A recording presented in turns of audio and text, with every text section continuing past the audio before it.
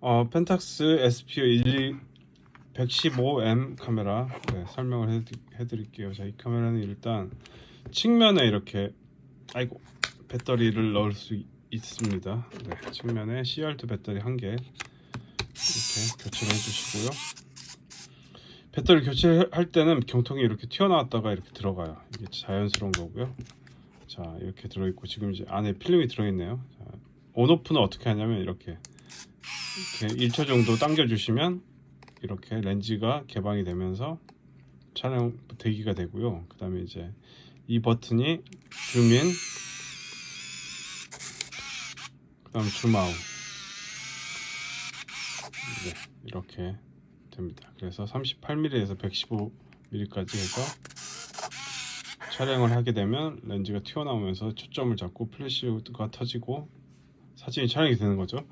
그래서 카메라를 그냥 켰을 때는 이게 이제 AF가 아니라 자동으로 플래시가 터지게 됩니다. 어두울 때는. 자, 그리고 반셔터 기능이 있어서 이렇게 불빛이 들어와요. 그죠? 그래서 밑에 게 들어오면 플래시가 터진다. 플래시가 준비 완료. 그 다음에 AF가 지금 깜빡이는 거는 제가 지금 가까운 거를 잡고 있기 때문에 그런 거죠. 자, 이 최소 초점 거리는 65cm예요. 그래서 보통 1m인 대부분의 자동 카메라보다 더 가까운 걸 찍을 수는 있겠죠. 하지만 너무 맹신하지는 마시고요. 자동 카메라들은 대부분 한 1m 정도 떨어뜨려서 촬영을 해주시면 됩니다.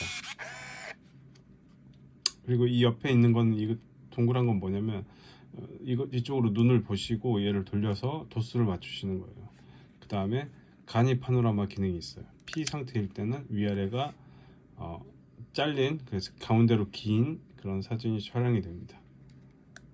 그래서 정상 1번 모드, 파노라마 모드 선택이 가능하고요. 자, 그리고 플래시 모드 한번 살펴볼게요. 기본이 자동 플래시고 플래시 버튼 한번 눌렀을 때 강제 플래시. 그 다음에 이제 나이트 씬 모드예요. 이때 이게 이제 이 플래시가 금지되기 때문에 일단 플래시가 안 터진다고 생각하시면 되겠고요. 근데 이제 이 모드에 플래시가 만약에 실내에서 플래시가 없이 찍는다, 나는 그렇게 찍고 싶어, 그렇게 찍고 말 거야, 하지만 그러면 어떻게 되겠어요? 셔터 속도가 상대적으로 빠르지 않고 느려지기 때문에 어두우니까, 그죠?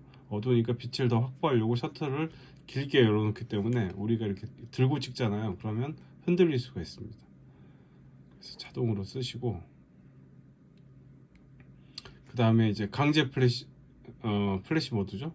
나이트 씬 모드기도 하고. 직관적으로 파악하시면 돼요. 그 B는 벌브 모드라고, 이것도 삼각대가 필요해요. 삼각대로 카메라를 고정시켜 놓고 셔터를 누르면 셔터가 손으로 이렇게 눌리는 순간 이렇게 셔터를 열고 있는 거예요. 손을 떼면 이제 그만큼 장노출, 긴 시간 노출을 하는 거죠.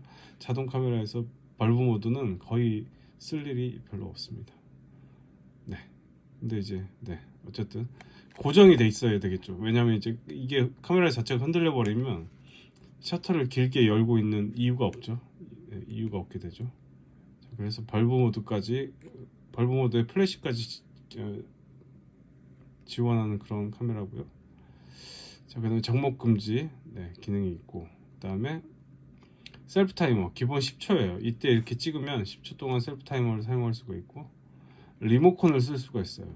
펜탁스 리모컨만 작동이 됩니다. 이 모두가 아이콘이 활성화되어 있을 때 리모컨 신호를 받는 부분에서 깜빡깜빡 거리는 게 있어가지고 찍히는 거고, 그 다음에 이건 뭐냐면 무한 초점 모드예요. 그래서 이 무한 초점 모드는 풍경을 찍는 모드가 아니라 그 유리창이 있으면 유리창 너머에 있는 사물들이나 풍경들을 찍고 싶을 때 사용하시면 돼요. 그러니까 뭐 쇼윈도우 건너편에 있는 걸 찍고 싶다거나 초점을 가장 멀리 보내는 거라고 생각하시면 돼요.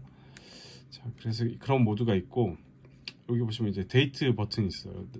지금 이제 이 점선으로 표시되어 있는 거를 세팅을 해볼게요. 자, 데이트 버튼 한번 눌러주면 카메라를 처음 이제 배터리를 넣기 때문에 이게 깜빡이에요. 그러면 이제 이 상태에서 이 줌 조그 스위치를 왔다 갔다 해서 맞춰주시면 됩니다.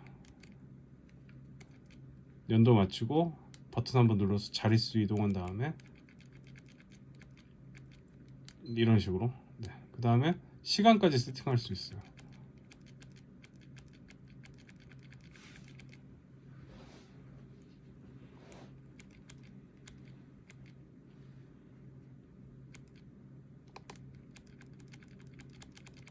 네, 어쨌든 이렇게 대충 세팅을 해놓고 네, 그러면 이 눈에 보이는 대로 필름에 이 날짜가 찍히게 됩니다. 그래서 이 순서를 바꿀 수도 있어요.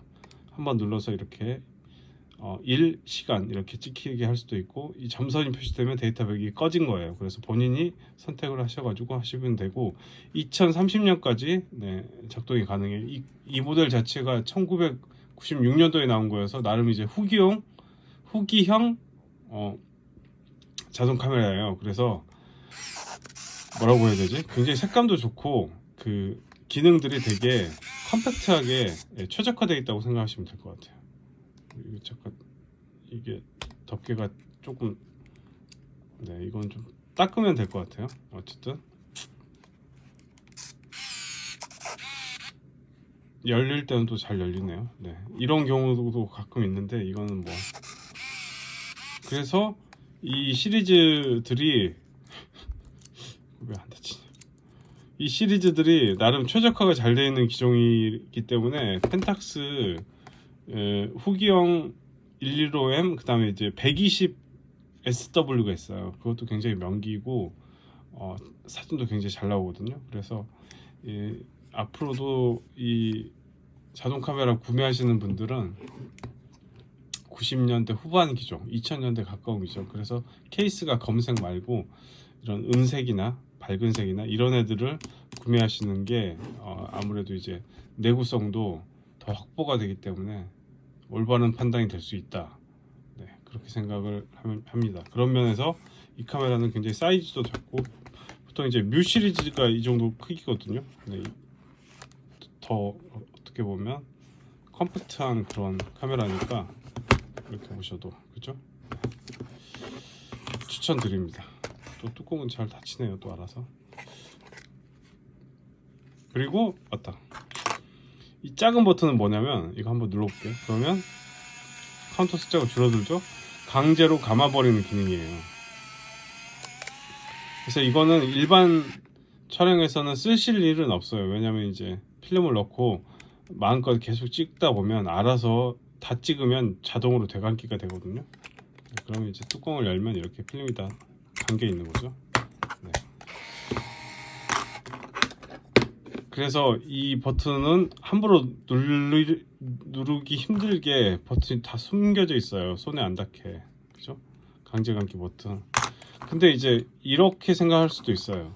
이 필름이 있는데 필름을 넣었을 때 1이 뜨잖아요. 그러면 36장짜리 필름을 다 찍는다 그러면 한 38 정도 되면 다음 장 찍을 때 자동으로 되감기가 돼요. 근데 이제 그때 이 모터의 축이나 이런 게 무리하게 힘을 받을 수가 있기 때문에 카운터에서 38이 보일 때 강제 감기를 눌러서 안전하게 역방향으로 바로 제거하는 게 이 내구성에 조금 더 도움은 줄 수 있어요.